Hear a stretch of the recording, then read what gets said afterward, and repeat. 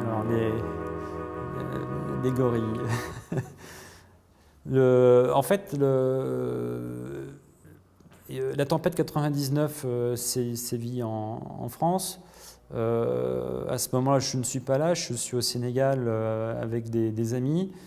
Je vois ça de très très loin, mais apparemment ça a soufflé très très fort. Je rentre de mon voyage au Sénégal et on me dit à l'école qu'il y a une possibilité de récupérer de la matière première.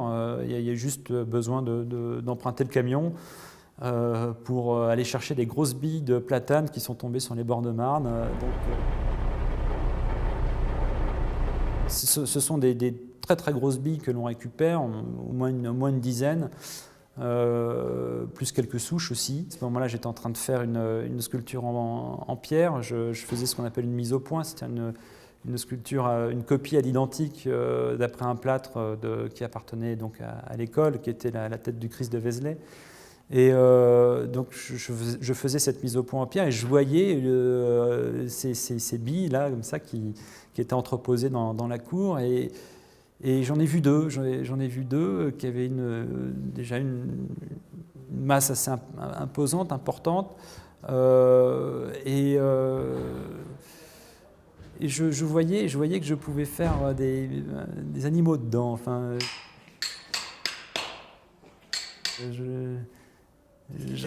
c'est ce qui m'est tout de suite allé à l'esprit. C'était ni une sculpture abstraite, enfin. Non, c'était une forme vraiment figurative et ça devait être animal. Là, maintenant, les bois sont vraiment fatigués. Donc, il a fallu que je trouve une solution pour les conserver. Donc, j'ai fait un moule et je me suis dit, tant qu'à faire, autant les couler en bronze, autant pérenniser ces formes qui elles aussi, finalement, m'ont ouvert pas mal de portes. Mon professeur de sculpture, Eric Dittmann, était mourant lorsque je finissais mon parcours aux Beaux-Arts. Et il m'avait dit 2 mois, 3 mois avant son décès qu'il voulait faire quelque chose pour les élèves, enfin ses étudiants. Il voulait faire quelque chose pour eux. Et ce quelque chose, en fait, c'était une exposition à la Fondation Ricard, qui est une fondation vraiment reconnue pour l'émergence de la jeune génération d'artistes contemporains, quoi. Et il voulait que ces gorilles soient présents à l'expo.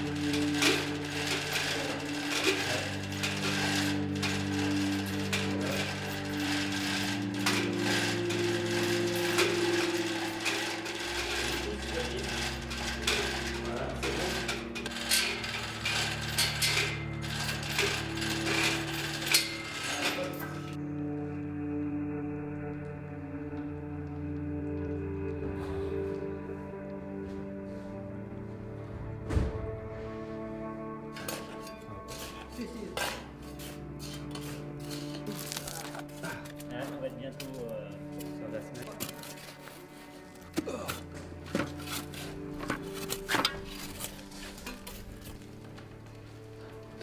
J'arrive pas à aller plus loin. C'est plus gros que les fraisés, là. Voilà. Je vais tirer, c'est vrai. Je vais tirer, c'est vrai.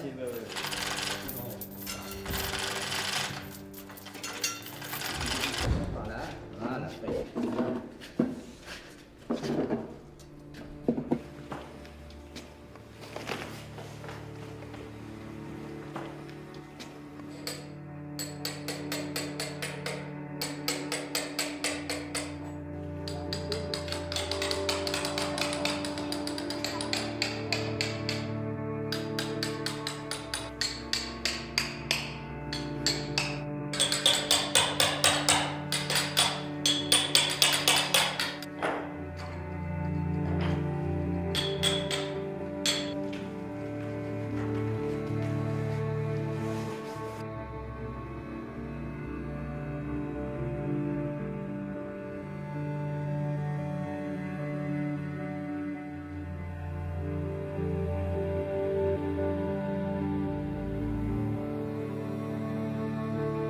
lorsque je les ai sculptés, ma mère était en fin de vie. Et donc je pense que je les ai sculptés avec une énergie décuplée. Parce que je voyais les forces vitales de ma mère qui commençaient à partir. Et quelque part, je voulais les retenir. Enfin, je voulais qu'elles vivent plus longtemps, ou en tout cas qu'elles... alors peut-être oui, ça a été le moment délicat dans la réalisation de ces deux gros bois. Un autre moment délicat, ça a été la fonte du socle, où techniquement il fallait que je coupe le gorille en deux pour qu'il soit plus facile, enfin que ce soit plus facile et en tout cas réalisable à l'atelier. Et dans la fonte du socle, j'avais jamais fait un moule réfractaire aussi gros, j'avais jamais coulé autant de métal. Oui, ça a été un moment assez pénible nerveusement. Il fallait assurer tout dans la cuisson du moule, dans la préparation, et après au décochage, il y a toujours des imprévus. Donc il y a eu un imprévu, ça a été rectifié, mais oui, ça a été un deuxième moment délicat. Mais finalement, c'est vite passé, parce qu'on s'aperçoit qu'à force de pugnacité, la sculpture arrive, elle est là, et lorsqu'on fait le cirage de la pièce, lorsqu'on met cette petite cire microcristalline qui va finalement protéger le bronze s'il est en extérieur pendant quelques années, on se dit oui, ça valait le coup, tous ces efforts.